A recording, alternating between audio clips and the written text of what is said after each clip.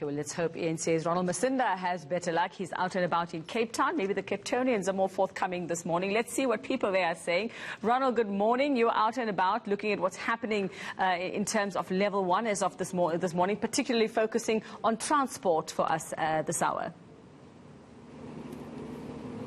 Yes, indeed, Yuveka. Well, earlier on, we also spoke to informal traders in Bellville, and we spoke to a Burundi national who obviously expressed his excitement for level 1. He said that he was going through a lot of hardship during the hard lockdown, and also what he missed most was home. He said that given that the borders will be opened from the 1st of October, that he hopes to get an opportunity to go back to Burundi, and that he had planned to go back to Burundi before the hard lockdown, but those plans came to a screeching halt. Of course, now we are focusing on transport, a sector which has been grappling with quite a number of issues here in the Western Cape in recent months. We are joined by the MEC of Transport and Public Works in the province, Mr. Bonginkosi Matikizela, for more. Mr. Matikizela, thank you so much for your time. Let's start off with the taxis, because we were in Bellville earlier on, and there's been quite a lot of hostility between those two associations, CATA and CODATA. What is the latest in trying to stop this taxi violence? Thank you, Ronald, and thank you to the eNCA viewers. Look, I had a number of engagements with the leadership of CODATA and CATA. Of course, you are aware that those are two associations that are at the center of the challenges that you have in Bellville. At the last meeting that I had with them, we came to some kind of resolutions to deal with a number of issues, including route invasion.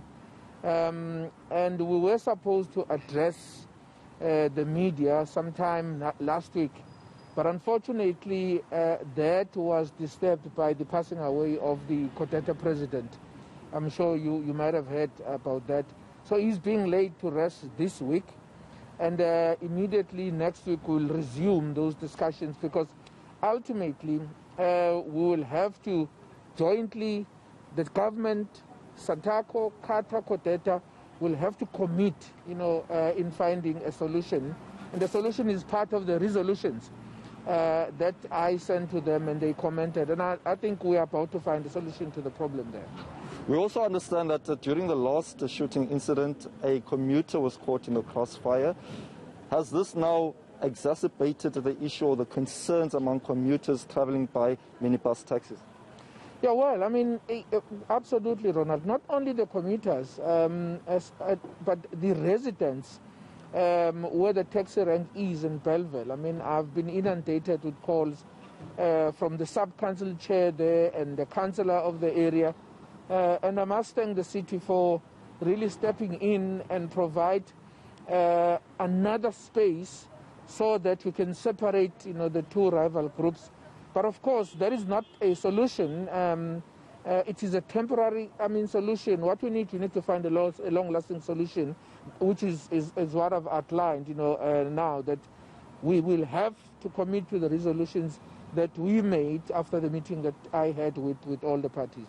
We also understand that there's been conversations with PRASA currently operating at around 50% capacity. What are some of those conversations? Well, I must say that before lockdown, there was a very clear commitment from PRASA and the Western Cape government to really work together to address the challenges that are faced by the rail transport. And I must say, Ronald, we got into a memorandum of understanding that we signed, committing, all the parties to work together to address that.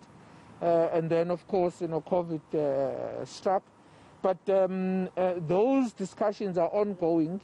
We really want to solve rail transport because, our roads are so congested now that we cannot sustain the current situation in our roads, especially now that we are moving to level 1, where all the sectors of the economy will be, reopening, which means we'll have more and more people on our roads. So there's a very clear commitment between the provincial government, PRASA, national government, to resolve the challenges that are faced by PRASA in the rail transport. MEC, very quickly, bus arson attacks have also been on the rise. What are some of the investigations done to try and resolve this issue? Well, again, the the challenges, I mean, for example, one area in Atlantis, I mean, I receive correspondence from GAPS raising concerns about what is happening there. But of course, Ronald, the only way for us to deal with that is exactly what I said, is that the violence that we have seen, by and large, in the transport industry in the Western Cape, I think we need to be frank, that the fingers are pointing, at the minibus taxi industry. And that is why, I mean, I've been having a number of engagements with the minibus taxi industry leaders to make them understand that violence is not a solution. And we are finding, each other, Ronald, and I'm hopeful that once those resolutions that we've committed, all of us committed to, once we implement them, we will make sure that we really deal with the challenges that we are facing in this regard. Right. MEC, thank you so much for your time.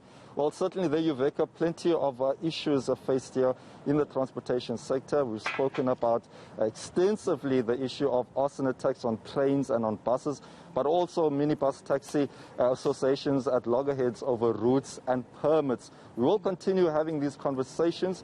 We will be speaking to the Premier of the province later on as well, and also try and find out from the people, the public, how do they feel about level 1 of lockdown here in the Western Cape. Ronald Masinda, thanks so much. We'll catch up with you a little later on this morning.